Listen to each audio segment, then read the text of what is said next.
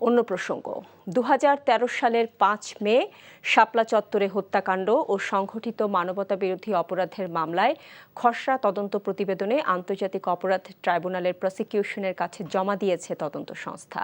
তদন্ত প্রতিবেদনে ক্ষমতাচ্যুত প্রধানমন্ত্রী শেখ হাসিনাকে প্রধান আসামি করা হয়েছে।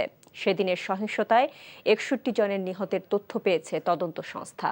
তবে আসামির সংখ্যা ও তাদের নাম এখনই প্রকাশ করতে চান না ট্রাইব্যুনালের চিফ প্রসিকিউটর আমিনুল ইসলাম। সকালে আন্তর্জাতিক অপরাধ ট্রাইব্যুনালের নিজ কার্যালয়ে এসব কথা বলেন তিনি। রিপোর্ট করছেন হাসান জাবেদ।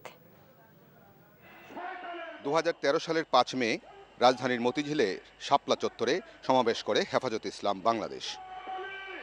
সেই সমাবেশ ছত্রভঙ্গ করতে যৌথ অভিযান চালায় শাপলা চত্বরে।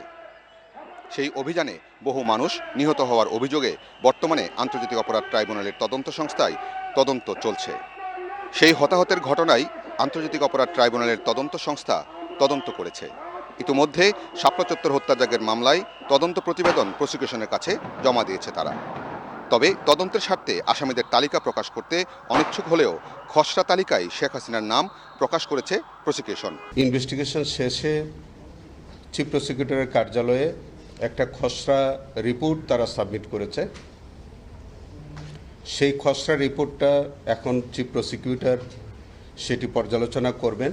হয়তো শিগগির আমাদের কাছে পূর্ণাঙ্গ রিপোর্ট আসবে এবং সেই রিপোর্ট আসার পরে আপনারা জেনে থাকবেন যে সেখানে আমি বাদী হয়ে একটা ফর্মাল চার্জ দাখিল করব এবং স্বাভাবিকভাবে বিচার প্রক্রিয়া শুরু হবে। কোনো আসামির যদি নিরপরাধ হয় তাকে আমরা আনব না, কিন্তু কোনো দোষী আসামি যাতে বাদ না পড়ে যায় সেই জন্য আমরা এই সতর্কতা অবলম্বন করছি।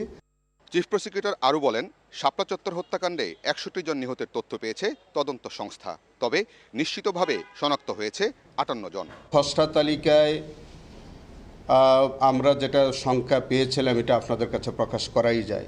সেখানে হচ্ছে আমরা প্রায় ৬১ জনের একটা তালিকা আমরা পেয়েছিলাম, কিন্তু আমরা ৫৮ জনকে আমরা আইডেন্টিফাই ইতোমধ্যে আমরা করতে পেরেছি, আর বাকিদের আমরা আইডেন্টিফিকেশনটা আমরা সম্ভব হয়নি, কিন্তু আমাদের তালিকা হচ্ছে ৬১ জন।